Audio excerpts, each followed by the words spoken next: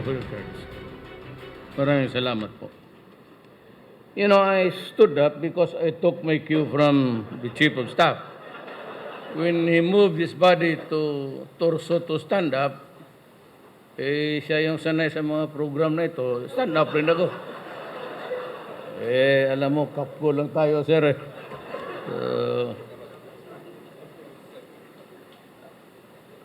You know, I'll just briefly acknowledge the presence of the Executive Secretary Salvador Mijaldia, AFP Chief of Staff General Carlito Galvez Jr., and the Major Service Command. Sorry, sir, for the miscue. PNA Chief Police General Director Oscar Albayalde, sir. The new Commanding General of the Philippine Army, Major General Macairog Alberto, sir. The officers, enlisted personnel, and civilians of the Armed Forces of the Philippines, mga kasama ko sa gobyerno, mga kababayan. Today is another milestone in the history of the Philippine Army as we celebrate Lieutenant General Bautista's successful tour of duty as Commanding General of the Philippine Army. Early in his career, General Bautista has actively pursued and exhausted all means to defeat the ills that plague our society. As he bids this institution goodbye, his accomplishments speak well of how well he fulfilled this mission. During his stint as commander of the 104th Infantry Brigade and head of the Joint Task Force Basilan, he ably, courageously led the operations against Abu Sayyaf and other IS-inspired terrorists, resulting in the seizure of several enemy camps and the neutralization of two most dreaded foreign jihadists and bomb makers. Soon after, I had the pleasure of working closely with him, first time when he was the Task Force Davao Commander, and later he became the commander of the Presidential Security Group, and then as commander of the 1st Infantry Division that took part in the Marawi operations. Time and again, he has proven his commitment to duty, as highlighted by his valuable contributions to the liberation of Marawi. These assignments, among others, have honed, prepared, and equipped him with the necessary skills and experience to lead the men and women of our Army. Upon assuming command of the Philippine Army, General Bautista orchestrated more than 100,000 combat operations, most of which were against the terrorist CPP in PA. This resulted in the neutralization and apprehension of hundreds of rebels and the recovery of hundreds of firearms from various lawless elements.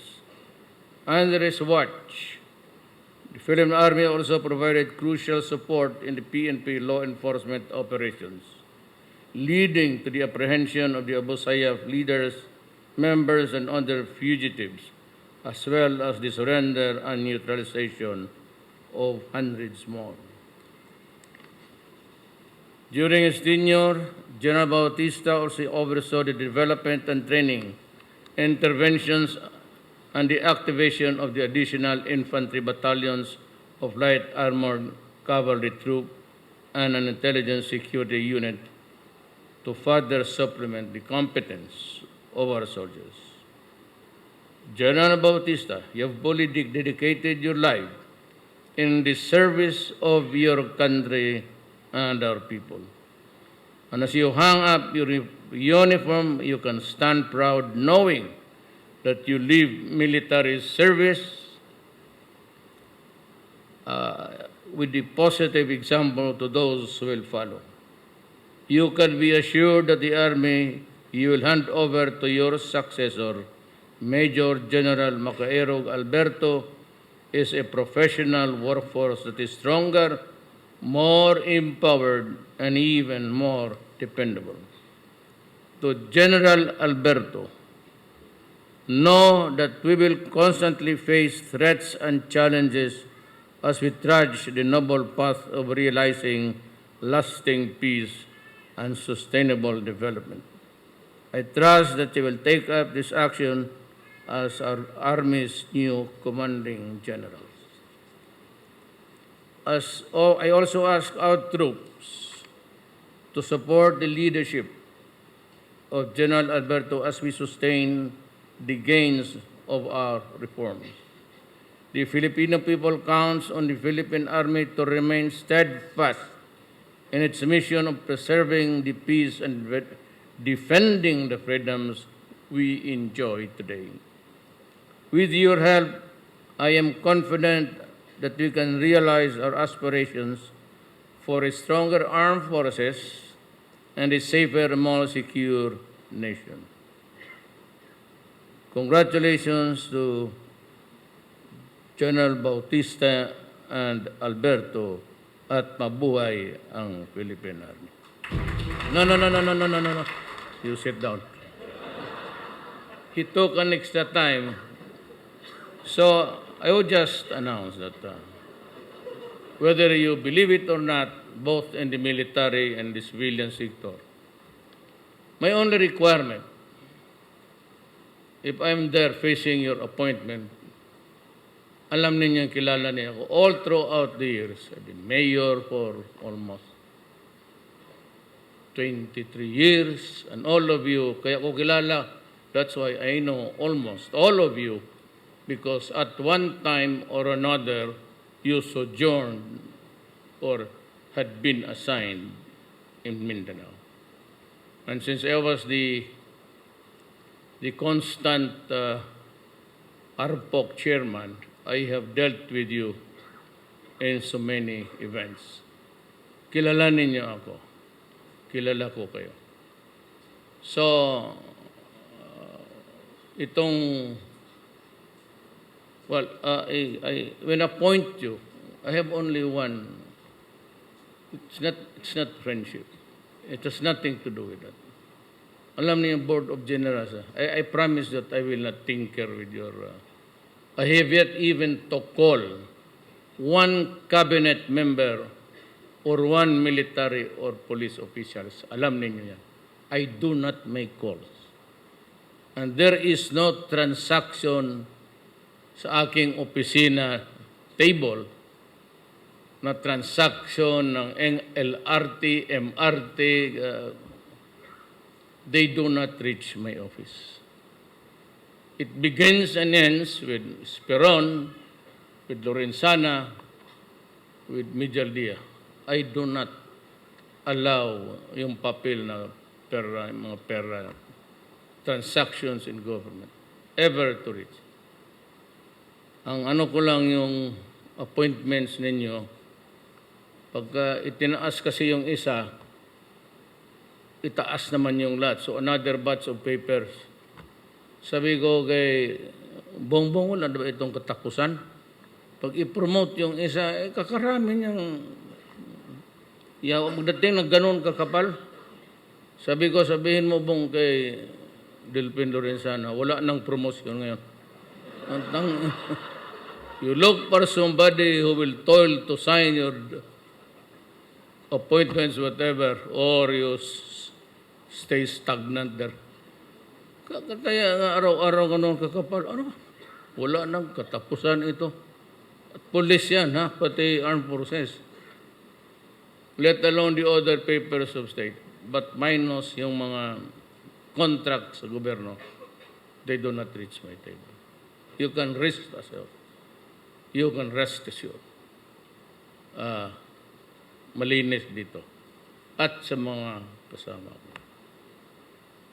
Ang hinihingi ko lang naman, I said is that you are competent and you are honest. So, ang DSWD ay bakante. So we are not talking, I am looking for an honest and competent guy. And I choose Rolly Bautista to be the next secretary. He will secretary, ako na masyadong formal dyan. Civilian ka na dyan. But you will be called Secretary Bautista. Di maganda, no? Now, let me just make it clear to everybody. Many are questioning me, even some of the ambassadors who are close to me. Why do you choose, now most of them, military or police retired? Well, I choose them because they are honest and competent. What else? Sabi nila na, you want to be English hate? Ako? I was not elected by the military. I was not elected by the police. I was elected by the Filipino people. You have your mandate, I have mine. If we can agree on so many things, good. If not, then I'm sorry. I have to make decisions that are really very hard. Yun lang. And you know that at one time, 2 conferences ago, command conferences, you were all there and I offered to step down. Kasi sabi ko, kung ganito ang sitwasyon, hindi ko talaga makontrol ang corruption and I cannot deliver what I promised. Drugs, corruption, crime, at saka I will make peace with the enemy. We have tried, we failed with the NPAs. I do not think I'd ever be ready again to talk to them. But we have made progress dito sa MILF. And ako naman, if Noor is listening now, Noor, thank you for your patience in Albania Road. Ikaw na ang bahala, but wag naman matagal. We have to talk also about my advocacy. Sabi ko, Noor, steady ka lang. Medyo marami pa akong problema. Let them pass and maybe we can talk. He's in Davao. He has his soldiers there. Ako naman. But there was this incident, and I have to tell you, most of the army men were a bit unsettled. Yung pagkamatay ni Parago. The commander, the NPA commander, who killed so many of our commanding officers of the, ano ba yan sa Pakibato? Alpha ba yan ang station doon? Alpha Company. Almost about 4. Tapos, ang sabi ng asawa, gusto niya ilibing lang sa Davao City. And even invited, I think it was you, and Bato. Sabi ko, punta tayo doon sa funeraria. At least you are, to just be a warrior. Patay na. Wala na yan. Para sa akin, no more. And the request was that I would allow all the NPA soldiers to go down. And sinabi ko sa, kindly have faith in me. Pinababa ko lahat. And they had this funeral, and they were shouting, hayaan mo. So they went back quietly to the bukid. But you know, alam ninyo, kayong lahat, na all these years, pag may masa hostage na army, police, talagang ako yung pumupunta doon sa bukid. Ako yung pumapasok and I demand the release. Lalo na yung the last time was I didn't know that it was, one of them was a police woman. Na-capture sa Surigao. Sabi ko, paalis na ako. Kaya nanalo na ako noon, Presidente. So, pasa mo yan sa iba. Pag nalaman ko yung babae, sabi ko, tinawagan ko si Queenie. Yung, sabi ko, Adre, i-release mo yan. Babae yan. I want it immediately. That was the last, umakyat ako doon. Kami dalawa ni Bong. Pati may isang babae, ayaw ko nakalimutan yung pangalan. There was a woman with us. Tapos, nakita ko doon, lahat parang pista. They had several buses. It was almost like a, baba ako, storya kami, tapos kinuha ko yung dalawang biyahe, pinauna ko yung mga sundalo, pati police. Yung ganon, because mayor ako eh. Pagka mayor ka, political lang yan. I know, marami sa inyo nagdududa noon. Pati ito si Anyo, iba ang tingin sa akin. Hindi na siya tumatawa eh. So, tagtatanong siya, sabi ng mga intelligent, ito ba, bakit padlabas-pasok ito dito? Sabi siya, noon pa man yan. May ano kami, doon at parang modus vivendi, let and let live, basta sa Davao. Ngayon, kasi nagalit na si Inday, pag-raid nila yung sa Iho, yung Lapanday, nagalit na yung hali doon. Kung sila, kalaban, si Inday naman talaga. I'd like to just, I'm not campaigning for anybody. This is not a brief for Bong. Yung adopted brother ng papa ko, who went also to settle down in Davao. Diyan sa Marilog, kumain pa yung mga NPA, pagkatapos kain, binaril sa bunganga. Diyan sa ano. And si Inday was with me at that time, but she was 16 years old. Wala talagang, we talk, sinamahan ko siya kasi sa bukid, hinaharas yung mga, tapos mayor. Sabi niya pa, sabahan mo ako ng mga NPA na yan. Yung project ko hindi matapos-tapos. It was the time, sabi nila, nagbigay ako ng 45. Maniwala niya. Sabi ko sa NPA, pagkain, medisina, magbigay ako. Pero bala, pati baril, alam mo kung sinong papatay sa akin? Ito yung mga army. Pagbaba ko dito, aambusin ako niyan. Kung gusto niyo akong mabuhay, do not,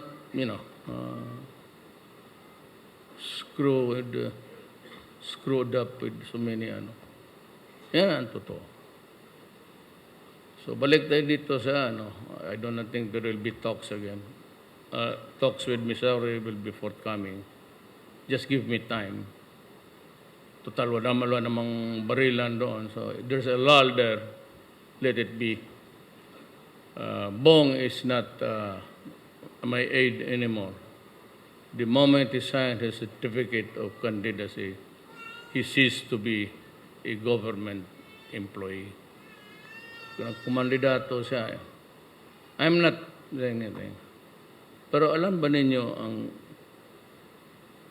lulo ni Bong? Naglalaro ng golf.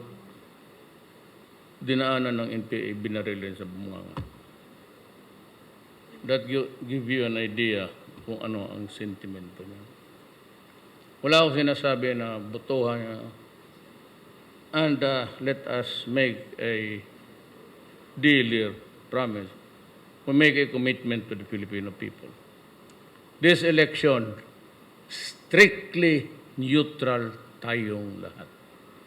The armed forces, the police, and the uniformed personnel of government, I am asking you not to indulge in partisan politics. Wala tayong susuportahan. Yung mga kandidato ko, ako lang because this is a political position. But I expect everybody to respect that constitutional prohibition. It's good for the country, and I will announce to the country now that we make a pledge. There will be an election, and it will be an honest one. Nobody can use government resources, not even Bong. I will not allow. As a friend, I can invite him, but he should not. Of course, I will campaign for my candidates. Wala pa naman akong selected. So hanggang dyan lang tayo. And I hate to talk about politics in a crowd like this. Ours is a commitment to our democratic ideals.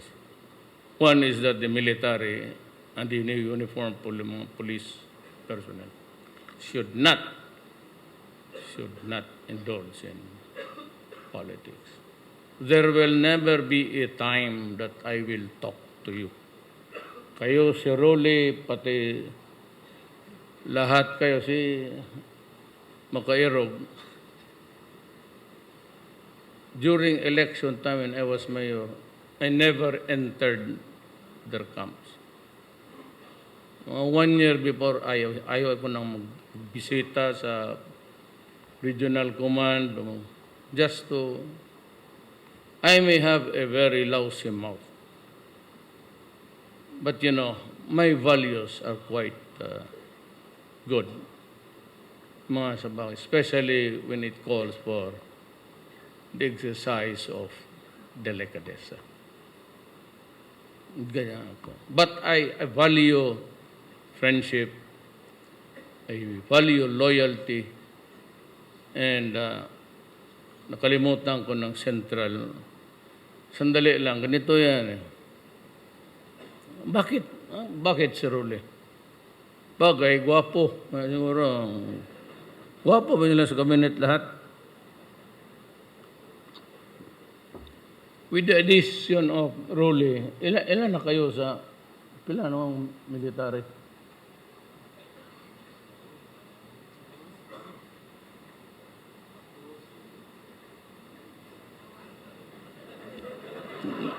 Nagbibilang na ng hunta, oh.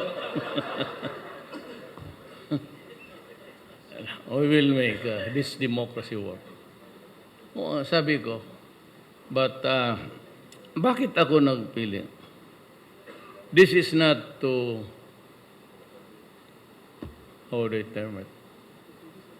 This is not to belittle or undervalue the services of the bureaucracy.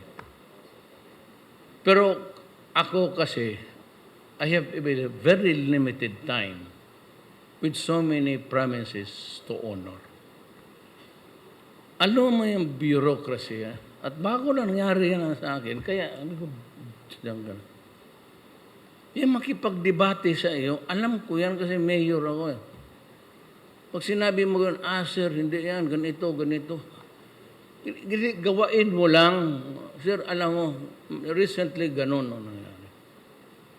Involving public funds, that it should not be identified yung disbursement to any particular person. Only government. Huwag mong ibigay dyan sa for distribution. Politics. To make it fair, level the playing field, kayo mismong taga-national. Huwag mong ibigay dyan sa mga local. Unang-unang bigyan nila yung tao nila, yung supporter. Yung kalaban nila, wala. And if you want to preposition the relief goods in their bodega, tangina. Wala nang maiwan yan pagdating ng bagyo. Pati yung biscuit. Sabi ko, no, the supply stays there. Somehow we will be able to deliver when the time comes. Ganun ako, I have learned my lesson, not when I was president, but when I was a mayor. Natanungin ko kayo, huwag na lang kayong makinig ng mga military pati police. Tanungin ko, Pilipino. Kung hindi ko nilagay si Del Rosario dyan, matapos kaya ang Marawi on time? Kung hindi ko inutusan si Roy, pati si Spy, si Anyo, matapos kaya ninyo yan?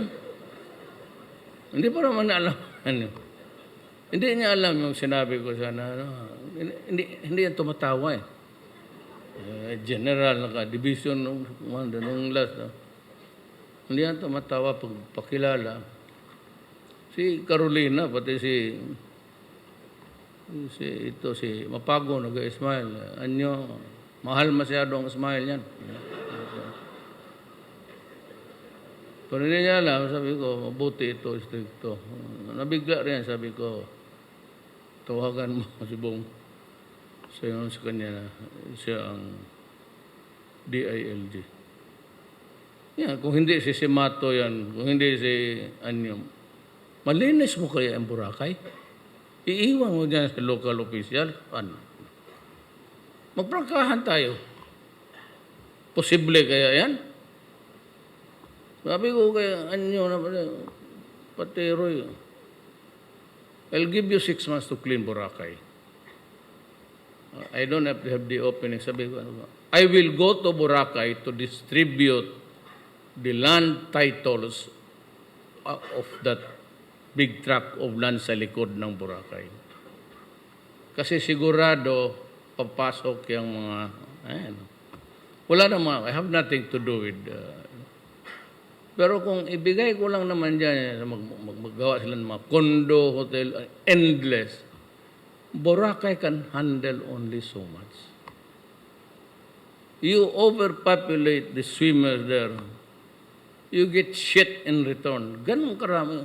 So, kasabi ko, ang mabuti nito, they were speculating, ibigay ko raw sa mga Hong Kong, sabi ko, ibigay ko sa tao yan. There will be I will go there just to distribute the titles. I will not go there for a swim. Hindi kagaya kay Simato. Sabi ko, Roy, punta ka ng uto, linisin mo. Sabi ko kay Anyo, sir, nagsishare ako sa kanila eh. Ako lang yung Malacan yan. Small time lang kasi tayo. Mindanao, nagsishare ako, sir, tulungan mo si Roy. Di pumunta yung dalawang birdugo doon. Di nga, tingnan mo ang Boracay. May text that you are so mabango. Nagpadala yung isang, I am proud of you. I love you. So sabi ko, okay, I will not join. Alam na ninyo kung sino nagsabi, I'm so proud of you, I love you. Alam mo sino? Bakit ko sabihin?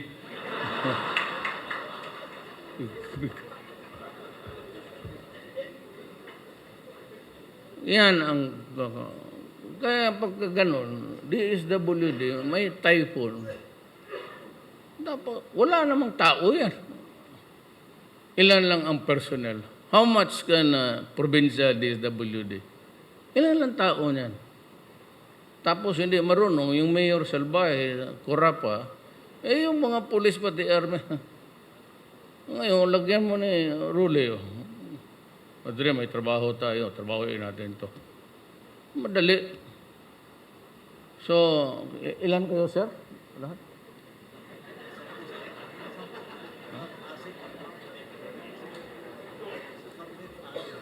Mayroon pa akong isa doon no, sa yung nagkamali lang tindig na.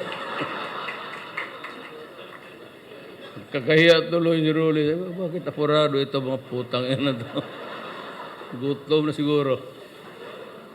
Well, anyway, I'm sorry for that FUPA, call it. So yan ang message ko sa inyo. Selection, about my selection, and do not entertain that notion na nagpapalakas ako. Frankly, I've been the son of the governor of Davao when it was one. I grew up with politics, with soldiers and police. So I became mayor very early. 43 lang ako naging mayor. I'm 73 now. So you consider the years that I have to interact with everybody. So I love my armed forces. You'll never be found wanting. Sa tapang, pati sa lahat na hiningi ninyo, binigay ko na. Dumating na ba ang ano? Yung pinabili ko? Itong rinig sa mga uyab natin sa telepono.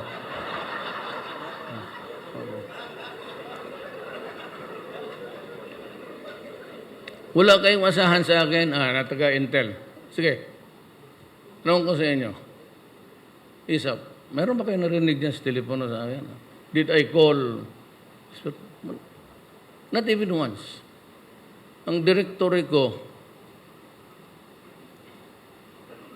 tangina, puro babae. Ngayon, hindi man ako marunong yung yung gagong, yung isang pindot mo, tatlong numero gago, itong telo-selo. Doon ako sa dati yung tik-tak lang. Pero pinaglaruan ko minsan, sir. Siguro, si Albayalde medyo gustong marinig nito. Nilaruan ko, dito ako, tuturuan ako, tapos makalimutan ko ginawa. So naglalaro ako, ganyan. Sabi ni Bong, in the process, parang you created a Viber.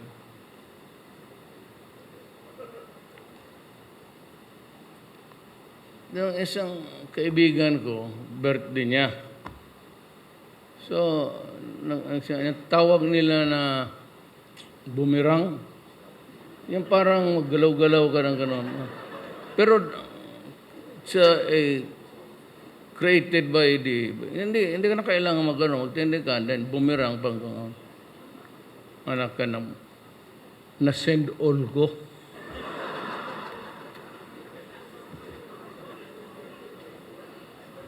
Ubos.